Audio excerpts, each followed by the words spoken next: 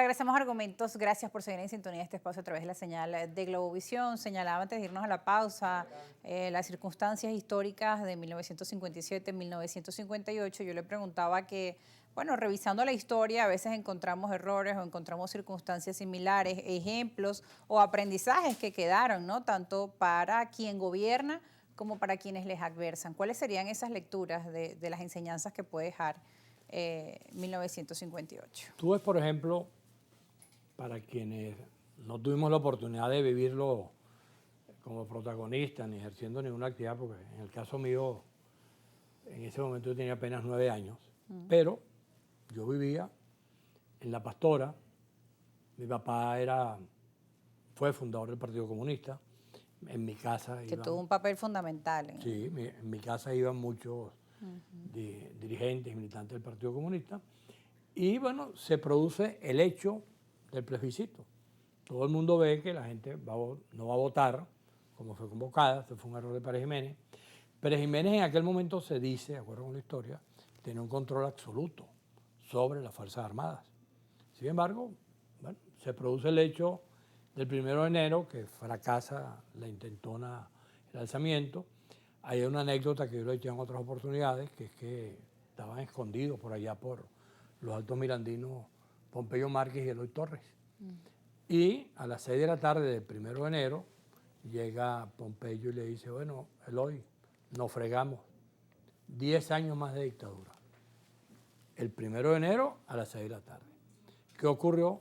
22 días después, Pérez Jiménez había picado los cabos y en el país se abría una nueva situación democrática en la cual inicialmente se nombró una junta de gobierno presidida por Larrazábal. Nadie podía imaginarse que Larrazábal iba a ser el presidente de la junta de gobierno. Larrazábal era uno de sus responsabilidades había sido jefe del círculo militar, muy vinculado a Pérez Jiménez. Bueno, y sin embargo, Larrazábal queda presidente de la junta de gobierno. Una parte importante de los que están allí son sustituidos posteriormente por unos civiles, y los venezolanos tuvimos la suerte de que Larrazábal significó ser un venezolano militar democrático, inteligente.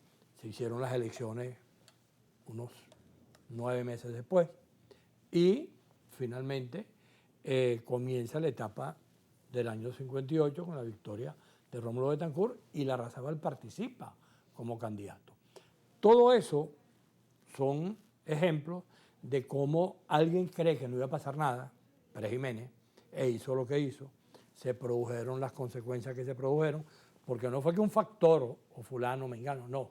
La sociedad venezolana... Había una gran unidad y de partidos políticos de diversas tendencias, a lo mejor no era que había una gran unidad porque la oposición de aquella época era muy parecida a otras de otros momentos, pero lo que sí había era la convicción de la sociedad venezolana de lo que había ocurrido el 15 de diciembre y que había que buscar una salida democrática, una salida que permitiera que se pudiera restablecer todo lo que implica la democracia.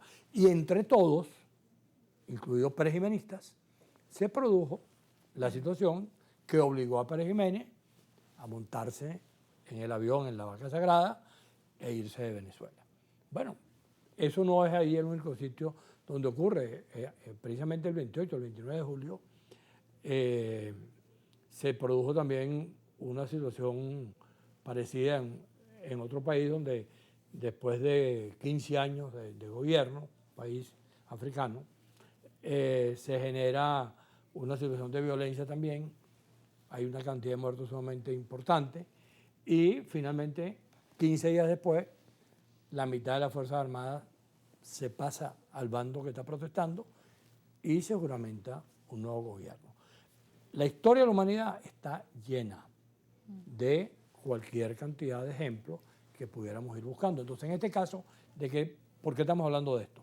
Bueno, en que evidentemente se está cometiendo un error que es no cumplir con la normativa legal, que implica no dar los resultados. Y que toda acción genera reacciones. Claro, eso puede generar cualquier cantidad de cosas. Ahora, eso se puede corregir. Lo pudo corregir el tribunal. El tribunal pudo haberle dicho, como ya lo comentamos, al CNE, publiquen los resultados y tendríamos otra situación en este momento. Pero nos dices que nos queda el camino del diálogo, del encuentro, aunque para el diálogo que ya se convocó dentro de la Asamblea Nacional no están todos los partidos políticos invitados. También está la mediación internacional, la posible mediación de Brasil, de Colombia o de Estados Unidos, que también espera un proceso electoral en breves días, ¿no? Cuestión de días. Bueno, ve lo siguiente, aquí tenemos un ejemplo que es quizás el único caso desde el año 2000 para acá, en el cual se produce un diálogo que verdaderamente dio resultados, que fue después del 2002. Se da la situación que se produjo en ese momento del intento de golpe contra Chávez, etcétera. Chávez regresa con el crucifijo en la mano, se produce el planteamiento de dialogar, el diálogo lo coordina o lo dirige César Gaviria, el colombiano, y ese diálogo, que fue quizás el más eficiente de todos, cerró con un proceso que nadie había dicho que se incluyera, que era una normativa constitucional que estaba allí, que decía, se puede hacer un revocatorio para ver si el país está o no está de acuerdo con que Chávez continúe. Y eso surgió en el debate y se aprobó y se hizo el revocatorio, con el resultado que ya conocemos. Pero lo importante es que el diálogo permitió arribar a soluciones. Aquí en Venezuela, a pesar de que en este momento no sea fácil, ni lo podamos ver con claridad, cómo vamos a culminar, siempre será preferible el diálogo, sin excluir a nadie, convocando todos los factores que hay que convocar para evitar que los venezolanos o la sociedad venezolana tome, como lo he dicho en otro momento, y como lo dice la ranchera, el peor de los caminos. Hay que evitar a todo evento que esto tenga unos costos mayores en términos de vida de los venezolanos o venezolanos presos o violencia. De aquí al 10 de enero algo tendremos que inventar o se nos tendrá que ocurrir para ver cómo dentro de todo este contexto buscamos una solución. Al regreso seguiremos hablando de esa vía o ese camino para el diálogo, cómo hacerlo posible, y también hablaremos sobre las relaciones internacionales de Venezuela, ya para ir cerrando, a propósito de lo que también comentabas, ¿no? Las declaraciones de la Cancillería sobre Brasil y también sobre Estados Unidos. Eso lo estaremos revisando al regreso.